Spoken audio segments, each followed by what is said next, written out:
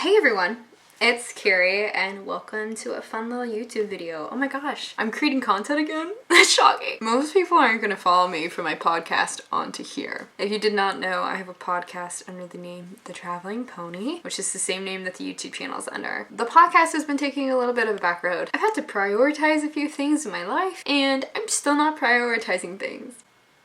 Who is shocked? I haven't recorded a podcast. I'm hoping to do so after this, but I was like, oh my gosh, I should make a YouTube video, right? I have this YouTube channel. I have another YouTube channel I do things on, so I made a video for that one and I was like, oh great, I'll just come on here and do something. But then I realized to make a YouTube channel, just like with my podcast stuff, you have to have ideas. That's where you lose me. But I realized that like a lot of people might not realize that I have had many horses in my very short career, and I thought it might be fun to go over some of them and just kind of like talk a little bit, and we're gonna see how crazy I can get with the editing. So this is like a trial run. Originally my idea was I got this super fancy audio system. Let me show you. So I got these like Rode wireless scope things, and I have it where I even have like the little things I can clip on my shirt, but I cannot figure them out, and I can like connect them directly to my camera, but like I said, I can't figure them out. It's gotta be a whole day type thing. And so my idea was like, oh, I could hook this up to this, have my podcast mic, record a YouTube video, record a podcast at the same time, take the audio, and then have two videos right there. Well, I can't figure it out. So, and it's still a plan. I'm hoping maybe like I can set it up in my barn tech room to have that done. But for right now, we are in La Room La Casa, and you may see my cats. It's fine. They love it. Especially my one. She's gonna steal the show one of these days. So let's talk a little bit. So originally, I started out doing horses in barrel racing. And so we got my first horse ever. His name was Simba. He was an older Appaloosa, and he was a gem, like a very good boy. And I should have pictures. And I'm gonna show you it on my phone too, just in case I can't figure out the editing. He was a great little boy. I was pretty young when I was riding him, so like 4 or 5 sounds about right. He was my first horse. We barrel raced. He was really good at his job, probably a little too good for a kid. So when he would see those barrels and take off, I was stunned. I was like, After him, I switched from barrel racing and started doing Western Pleasure. I did the paint horses, and at the time my brother did the paint horses too. I had a horse named Babe, which it has been, wow, over 15 years, and she is still kicking. She's still alive. She still does things. I was not thrilled to be showing, and she was a really good girl.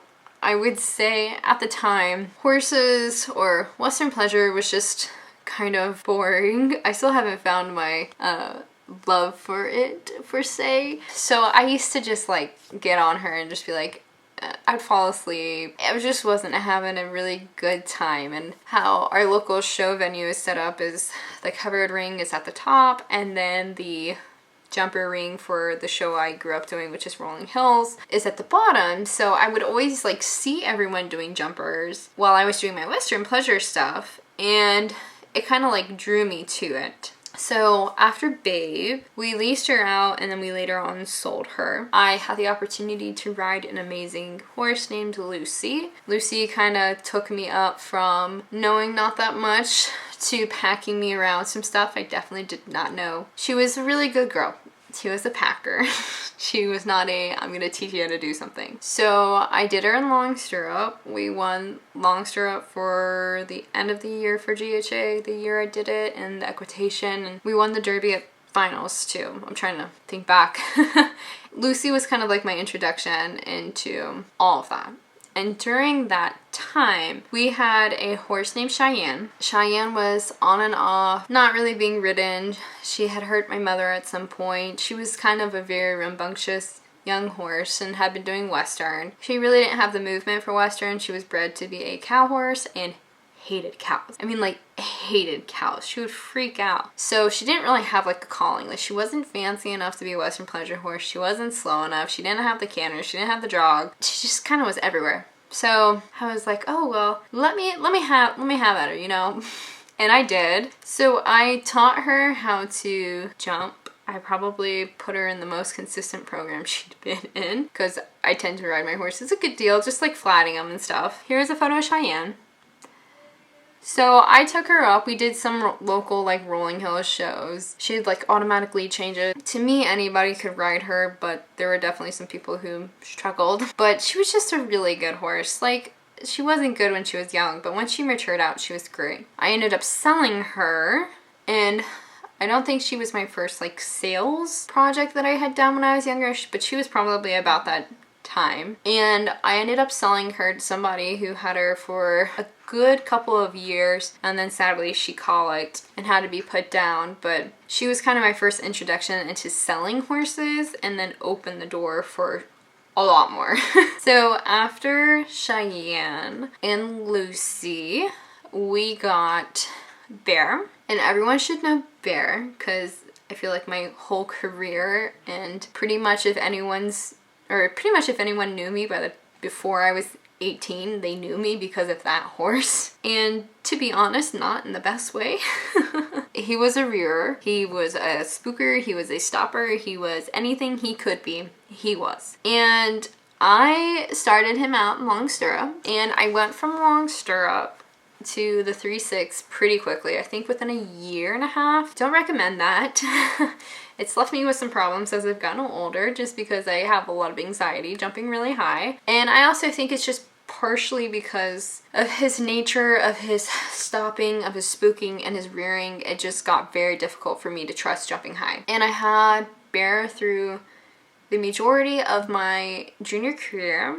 I retired him out after he tore his suspensories in 2018, and then 2022 in November, right before my birthday, we had to put him down. And it was a difficult decision, but at the same time it wasn't like, it's hard to explain it. It ended up working out that we did put him down, and I ended up donating him to a clinic to do a full horse dissection, and he had like strangulation tumors and lipoma. So while it was difficult to make that decision, it was definitely the right decision, because his quality of life was rapidly decreasing and he probably didn't have that much time. So I prefer to put him down in a pain-free scenario, and luckily it also was a way for somebody to be educated, so it ended up working out. After Bear, I bought my first Project Ponies ever. Back in the day, you used to get Project Ponies for super cheap, and I bought 2 ponies for $2,000. I went and tried them. Loved the small little medium. Hated the large pony because he was not very pretty.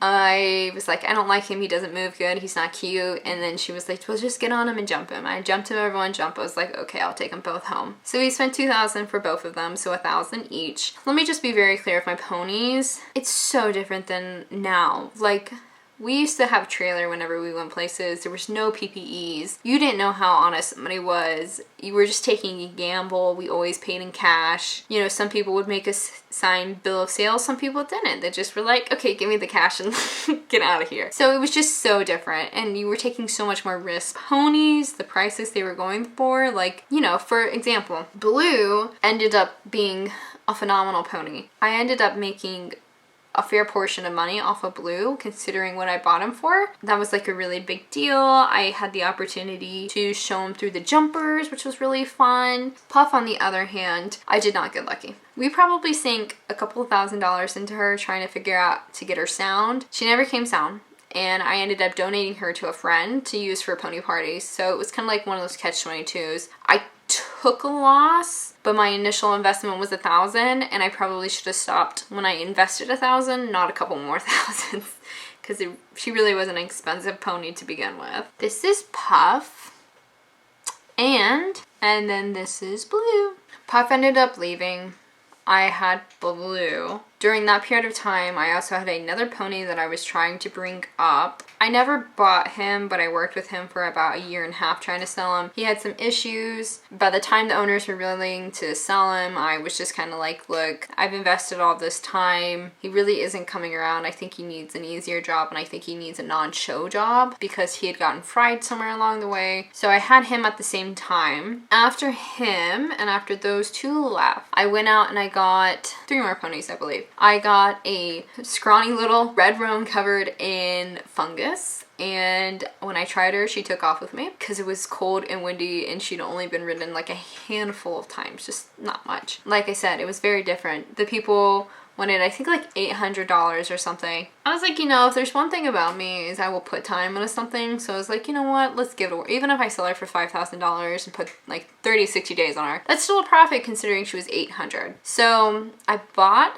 Penny. I had Penny for a good deal of time because she was young. Like, she was not older. She was 4, I believe. So this was Penny. I ended up selling her, I think, a year and a half later for more money. But you know, by the time a year and a half, you're probably not recovering that much money. I got a pony named Annie. When I tell you I had this pony maybe for 4 days before I sold her, so I don't really have that much recollection. But I sold her to someone I knew and then continued to ride her. That was Annie. So I got her. And then at the same time, I got Uno, which Uno was probably most well-known pony. Wow. I bought her as a 4-year-old. She was the most expensive project pony that I bought at $4,000, and we didn't do a PP. She was great when we were going to try her, but she had her moments. I had her for the longest time, which I think was like 2 or 3 years. I actually didn't know if I'd be able to sell her. She went on to be reserve champion in GHA end of the year, and I so badly wanted to take her and qualify her for pony finals, but it just never was in the card for myself. Like, I had full faith the pony could do it. She was really fancy. She was really tight with her knees. Just like, she was a really nice pony, but I just couldn't really afford that. And then I was like, well, if I do qualify for pony finals, I can't really afford to go to pony finals. She was definitely my winner. And like I said, I think a lot of people came to know me on the pony side because of Uno, and she was a super good jumper. My biggest regret is I wish that I knew where she ended up. People I sold her to sold her again and won't really tell me where she ended up. So that's probably one of my biggest regrets, because I spent like 3 or 4 years with her. So it's definitely difficult, but if you're gonna sell horses, then you need to realize that that will happen. So during the time that I had Uno, I also got another pony named Savvy, and I had her for a very brief amount of time, I think a couple of months, but she was a very cute pony. She was a very cute pony, and she was very nice, very sweet. She had her quirks that weren't really disclosed when I got her, so I had to work through some of them, but she ended up being a really nice pony. She wasn't quite division pony because her lead changes were a little fried. I think somebody fried them along the way. But for like kids, she was great. I mean, she could walk, trot, canter all day long, jump little cross rails, and I think that's what her job is now. So I had her for a period of time, trying to make sure I haven't forgot anyone from that period. When I turned 18, things shifted. The barn that I had been working with closed and they sold it. So it kind of put me out of position to have somewhere to do a lot of my pony stuff. I also gave my notice and left that barn, so I didn't really have anywhere. Because for a good deal, about 2 or 3 years, I think, I'm trying to remember off the top of my head, I was pretty much horseless. I wasn't riding, I was just teaching. Muse stumbled upon my way, and she was a little bit of a project, but she was not rideable. So I spent a lot of time getting her into better shape than when she came, because she had some weight issues. But we had her, and then I ended up breeding her, and then that's how we got Freya, which everyone should know my queen Freya. And this is her baby, Freya. And from there, I think this will be 3 years actually that I've had Sloan, which is insane to think about. I can't believe it's been 3 years. So I ended up purchasing Sloan 2 years ago, and maybe 3. I'm trying to remember. But he was my next big guy who was supposed to be my guy to get me back into showing, and you know, we've gone through some stuff, don't get me wrong. And then he had the tumor and we had to have the surgery, and I was like, huh.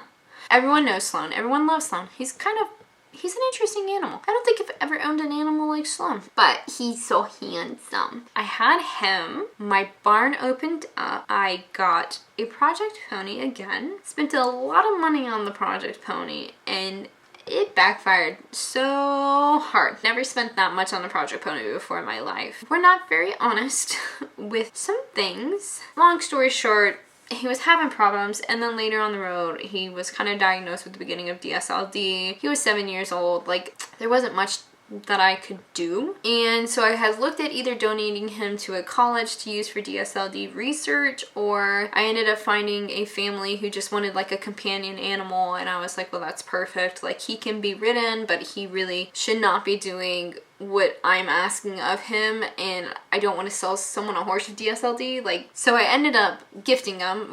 I just gave him for free. I was like, if you will give him a good home, that's all I can ask for. It was a shame because he was honestly a sweet horse. It took him a while to become a sweet horse because I think somewhere along the way he was mishandled and abused. So it took him a little bit to like come out of his shell, but once he came out of his shell, he was a good boy. So that's Lex, and so far. But that wraps us up basically for all the horses I've owned. Just so crazy to think, like, I've owned a lot of horses.